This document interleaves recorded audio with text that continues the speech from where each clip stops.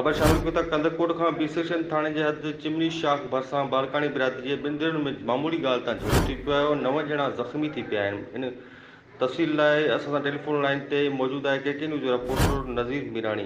जी नज़ीर, तफ़सील खां आगाह कजो।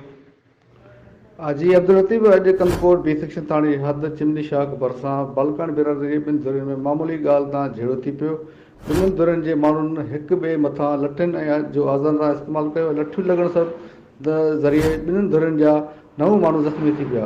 इतला ते हद जे थाणे पुलिस पहुची ज़ख़्मियुनि खे अस्पताल मुंतक़िल कयो। ज़ख़्मियुनि में लियाकत बालकानी, हैदर बालकानी, नसरुल्ला, अब्दुर्रहमान ऐं ॿिया शामिल आहिनि।